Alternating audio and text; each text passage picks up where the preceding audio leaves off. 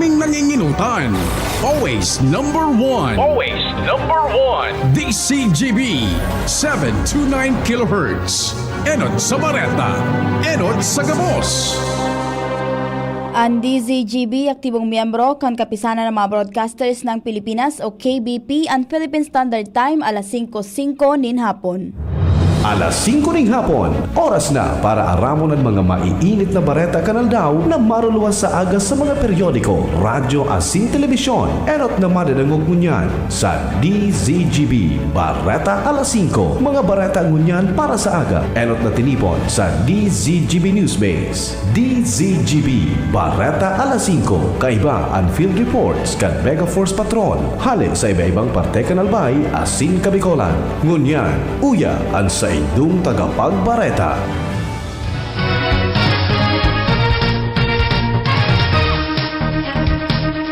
Maray na hapon sa mga paraantabay sa pangaran kan Newsbase Mega Force Patrol asin kan pirminindong nakakaibahan na si Sir Pio Fernandez. Ako po si Nicole Ann Gloriani ang sa idong tagapagbareta sa pangbiyernes na edisyon kan Bareta alas 5. Enot sa detalyes kan mga bareta sa lado lokal, nasa linya si Ate Angel Mustaza. Naghagad na nintabang sa publiko ang Legazpi City Police Station manungod sa anuman na informasyon na posibleng makakasusog sa lokasyon ni Charles Stephen Pasage, 19 anyos, sarong kolehiyong estudyante na residente kan 6th Street, OLV Pangpang, Sorsogon City, alagad temporaryo ining nakaistar sa sarong boarding house sa Purok 1 kan Barangay 20 Cabangan East, Legazpi City. Ang nasabing estudyante ang nawawara asin ultimong nahiling kan Pebrero 3, 2026 sa Purok 1 kan Barangay 20. Ang anuman na informasyon na manungod sa nasabing persona ang pwedeng ipadara sa Legazpi City hotline sa mga numerong 0998-598-5926 sa mga smart number asin ang numerong 0926-625-6247 sa mga Globe user. Mga dadagdag na barata, Angel Mustaza, DZGB News. Salamat Ate Angel Mustaza. Dagdag na detalyes kan bareta sa lado lokal, nasa linya si Kuya Al Almario.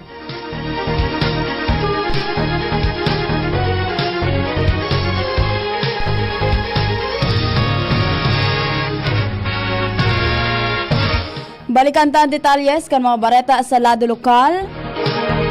Dagdag na bareta kan dagdag na detalye sa bareta sa lado nasyonal, nagsirit o naglangkaw ang bilang kan mga Pilipino na daing trabaho o kabuhayan kan Disyembre 2025 sigon sa Philippine Statistics Authority. Basado sa Labor Force Survey kan PSA, uminabot sa 2.26 milyones na individual na nasa edad 15 pa itaas ang mga daing trabaho. Masalangkaw ini indiit kumpara sa 2.5 milyones na naitalaan kan Nobyembre 2025. Masalangkaw man ini kung ikukumpara sa 1.63 milyones na daing trabaho kan Disyembre 2024. Sigun pa kay PSA Chief Claire Dennis Mapa, kapareho ini nin 4.4% ang unemployment rate sa 51.69 milyones na parte kan labor force.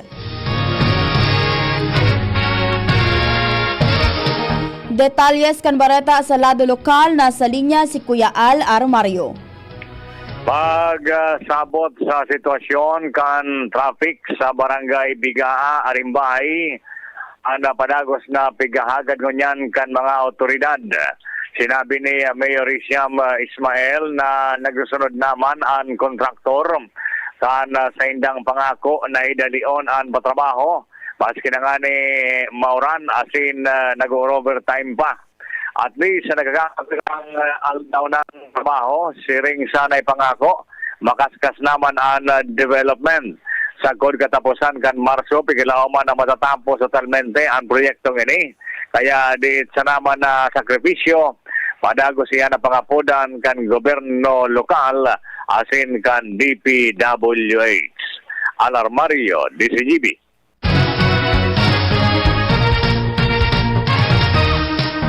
Salamat Kuya Al, balik kita sa detalyes kan bareta sa Lado Nasyonal. Kinumpirmar kan Office of Civil Defense o OCD na apat na ang nagadan mantang tulo naman ang lugadan sa pagrapado kan bagyong Basyang. Sigun kay OCD spokesperson Juni Castillo, hari sa sarong insidente kan landslide sa Cagayan de Oro City an enot na na-report na casualty sa bagyo.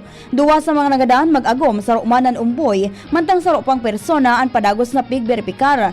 Sinabi kan ahensya na partini kan 30,000 na individual na apektado kan bagyo sa Region 10 o Northern Mindanao, mantang 100,000 na individual naman ang nirapado sa rehiyon kan Caraga.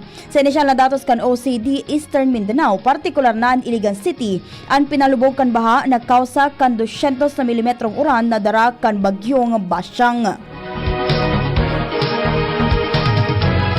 Apat na individual ang nagadan dahil sa landslide sa Agusan, Cagayan de Oro City dahilan kan pag-uuran na darakan bagyong Basyang. Kinumpirma rin kan Cagayan de Oro City Information Office kung saan nangyari ang insidente kasubanggi.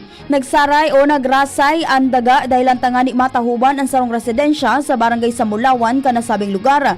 Kaya sa mga nagadan ang mag-agom na tagsadiri kan harong asin duwang pamangkin na sarong 13 anyos asin sarong 11 bulan na umboy.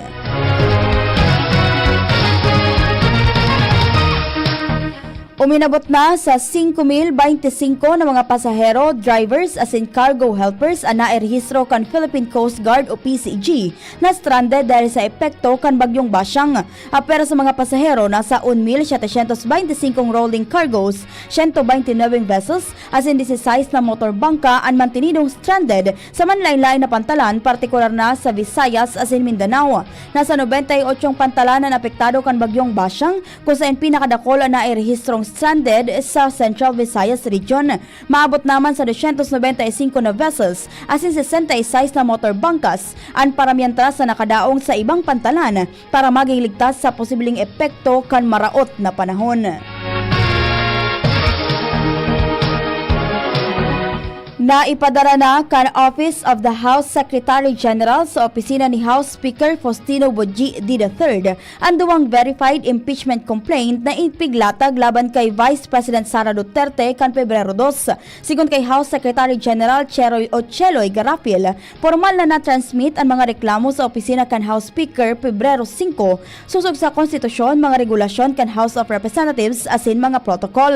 Ang enot na reklamo ipiglatag kan mga miyembro kan Makabayan Coalition at sinendorso ni the party-list representatives Antonio Tino kan Alliance of Concerned Teachers, Sara Elago kan Gabriela Women's Party at Rene Co kan Kabataan Party List. Nagdistansya si Presidente Ferdinand Marcos Jr. sa panibagong mga impeachment complaint na isinaangat laban kay Vice President Sara Duterte. Sa sarong ambush interview sa Presidente, nagsayo maining magkomento sa isyong kinakahampang kan Vice Presidente. Sinabi kay ining bako niya ini trabaho, alagad trabaho ini kan Kamara, kun kaya ipapaubaya na niya ini sa mga kongresista. Nagutubod ang Presidente nagigibuhon na matanos kan mga kongresista sa indang mandato. Sa Presidente na itransmit na kan House Secretary General ngunya na aldaw ang duwang impeachment complaint laban kay Duterte sa opisina kan House Speaker. Nangapudan ang Malacañang sa publiko na dai pagpaagi sa pamumulitika ang pag-obserbar kan Association of Southeast Asian Nations o ASEAN Summit sa nasyon. Sinabi ni Palace Press Officer Attorney Claire Castro na kaibahan sa mga pinagigibong preparasyon apera sa issue ng traffic ang hiro protesta na ilalarga kan maniwebang grupo arog na sana kan nangyari sa Ministers Meeting sa Cebu City. Nakihurong si Castro sa publiko na ibida ang Pilipinas imbes na iagi sa pamumulitika asin ipahiling na ang Pilipinas magayon na pasyaran, trangkilo asin mapagkakatiwalaan. Dagdag pa niya na dai ipagtaon sa panahon kan ASEAN Summit ang pangre-revoke tangan irautan ng administrasyon. Sinabi man ni Castro na bako bawal o bako man bawal ang hiro protesta, alaga dai ni pagibuhon sa mga aldaw na may bisita ang gobyerno.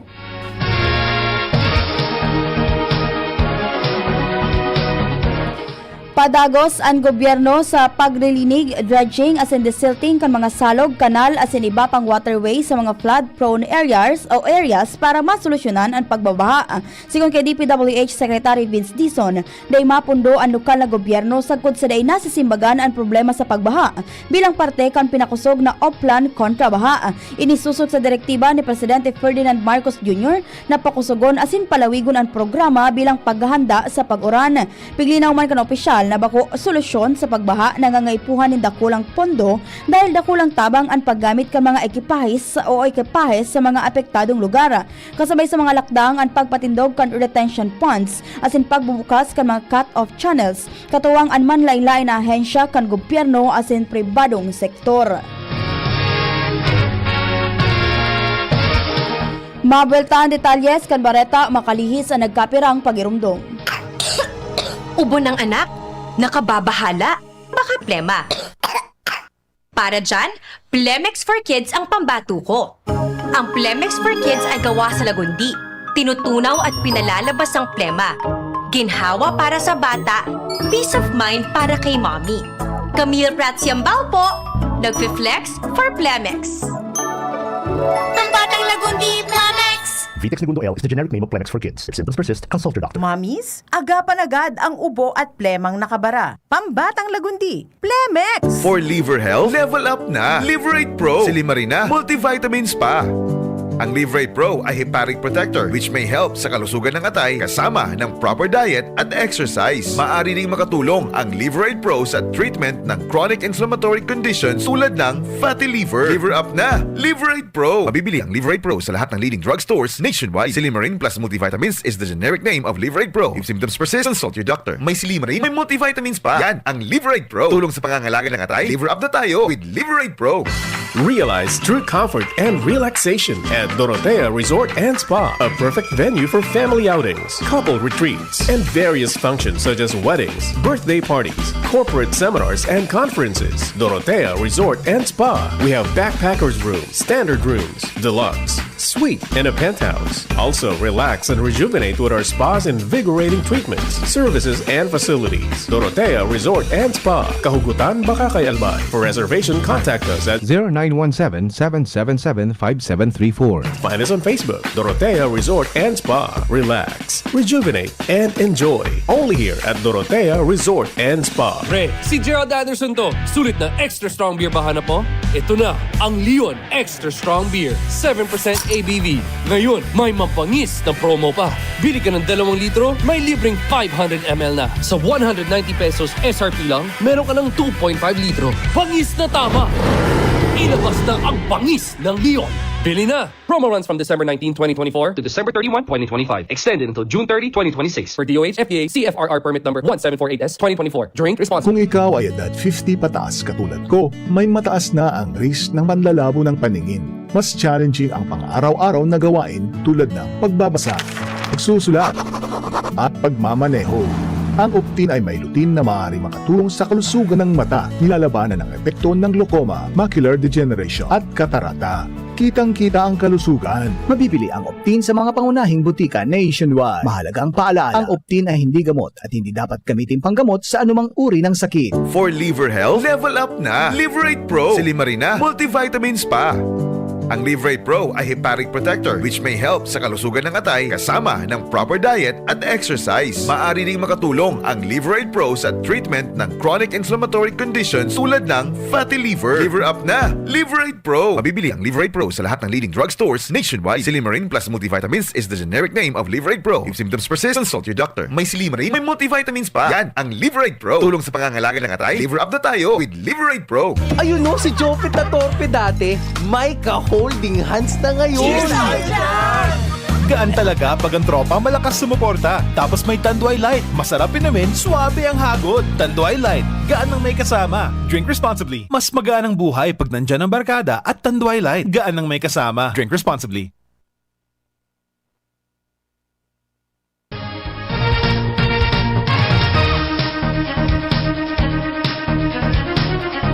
Balik kita sa mga detalyes kan bareta sa lado nasyonal tatawan nin oportunidad kan Technical Working Group o TWG kan Independent Commission for Infrastructure o ICI ang kampo ni dating Congressman Zaldico na magipaghuron sa saingda katakod kan mga nakumpiskar na luxury vehicle. Sigon kay Undersecretary Renato Aboy Paraiso, pamayo kan TWG kung daing naging kasimbagan ang kampo ni ko, ipapasairarom ang forfeiture o ipapasairarom sa forfeiture ang mga bihikulo asin ipapabakal ang mga ini. Pinag-asigurar man ni Paraiso na tatawan ng due process ang mga korporasyon as in registered owners kan mga bihikulo.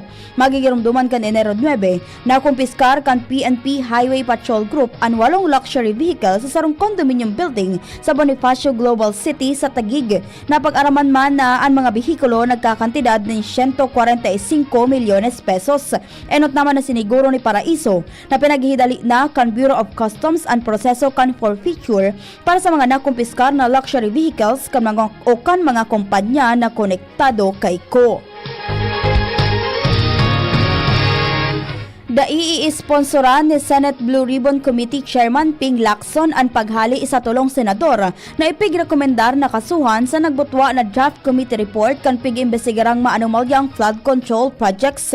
Sigon kay Lacson, dai niya papanginutan na halion sa pinakakasuhan ang nagkapirang senador na imbelto sa ghost projects. Matatandaan kasabay sa anom na pinagkakasuhan sina Senator Jinggoy Estrada, Senator Joel Villanueva as in Senator Cheese Escudero. Kung may taker o may senador na magsusulong na ipatangkas ang mga kaibahan sa rekomendasyon sa iya ining itataong kwenta. Ano't nang sinabi ni Lacson na paninindugan niya ang rekomendasyon sa partial committee report dahil ipapairarong ang mga ini sa preliminary investigation as in may pigahampanga na kaso. Nanumpa sa Malacanang ang 50 o 58 bagong opisyal kang gobyerno sa pangingenot ni Executive Secretary Ralph Recto. Kasabay sa mga nanumpa si Radyoman Aljo Bendijo na ibinugtak ni Presidente Ferdinand Marcos Jr. bilang Director 2 kan Land Transportation Franchising and Regulatory Board o LTFRB. Sigon kay Recto, ang pagiging opisyal kang gobyerno sarong serbisyo asin paninimbaga ng bako sa na pribilehiyo. Ang kada hiro kan mga opisyal may epekto sa tiwala kan mga namamanwaan asin sa gobyerno. Dagdag pa kan Executive Secretary, ang pagiging honesto kan mga opisyal dapat para sa nasyon asin sa mga namamanwaan na Pilipino. Piginggan niya naman ang mga bagong opisyal na magtrabaho nin maray, siguro na may pakinabang ang saindang serbisyo sa publiko. Dai tatargeton kan mga Immigration and Customs Enforcement o ICE agent ang mga Pilipino sa tao kan pinagigibong crackdown sa mga illegal na imigrante sa United States. Inian nilinaw ni Philippine Ambassador to the US Jose Manuel Romualdez kung saan pinag-abisuhan ng mga Pinoy na voluntaryo na sana maghali sa Amerika kung daing mga dokumento. Alagad sinabi pa kaini na preparado man ang Philippine Embassy na magtabang sa mga nangangaipuhan ng dokumento tangani maging legal ang pagtitinir sa US. Pinatanidan kan Bureau of Customs o BOC ang mga retailer kan sigarilyo na siguruho na lehitimo asin marhay na awan pinaghahalian kan mga produkto para malikayan ang paninimbagan sa irano kan mahigpit na lay laban sa smuggling. Ang pagirumdom kan BOC kasunod kan pagkakadiskubre sa sarong illegal na pangapodan kan sigarilyo sa Mexico, Pampanga kung sa insusog kay Customs Commissioner Ariel Nepomuceno, pwedeng manimbag ang mga retailer na madadakop na nagpapabakal ng mga plek o peking smuggle o produkto o na produkto. Sigun pa kay Nepomuceno daing piyansa ang pagbalgar sa Anti-Agricultural Economic Sabotage Act as in ang si Isay man na mapatunaying imbelto kasabay ang mga retailer mantinidong nakakulong mantang nagpapadagos ang kaso.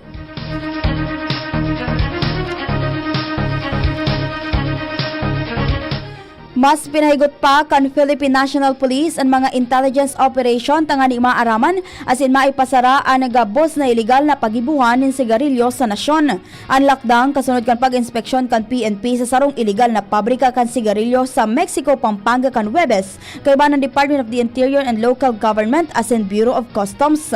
Pinagtawan direktiba ni PNP Chief General Jose Melencio Nartates Jr.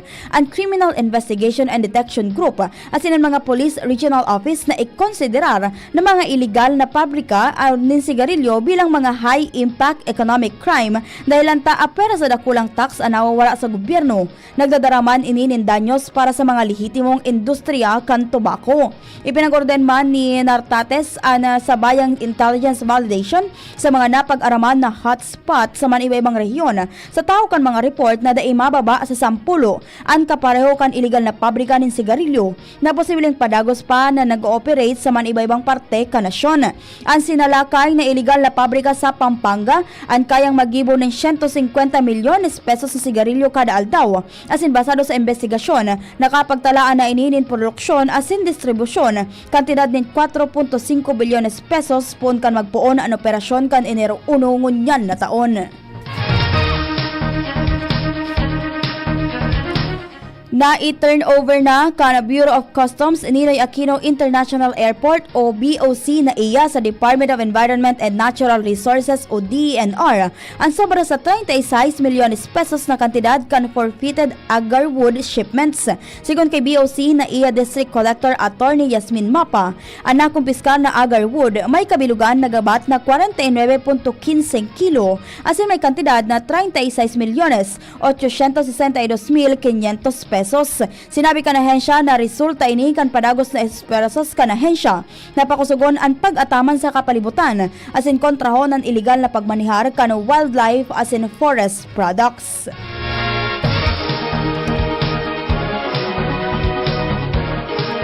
Sa ultimong detalyes kan bareta sa Lado Nacional, nasa kustodiya na kan mga autoridad ang police asset asin ang suspect sa panggagadan kay Police Staff Sergeant Renato Casaway Jr., ang PDEG officer na inilubong sa sarong septic tank sa Malolos City, Bulacan. Sa report na nakaabot sa Camp Crame, nagsuko si Julian Salamat, ang gunman na nagadan sa pulis sa tagong pulis sa Davao del Norte.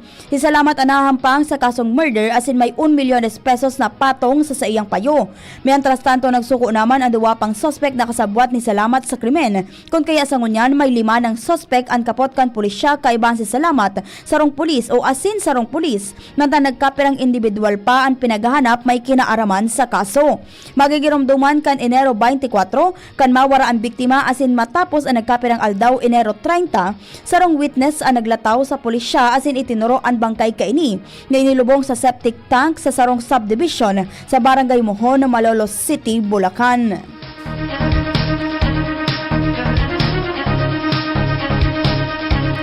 Iyan po ang kabilugan kan mga detalyes kan bareta na tiniripon para sa bareta alas 5. Sa pangalan ka nagsururat kan bareta sa Pangenot ni News Director Mardila, Ma'am Jenny Matthew Balyaran.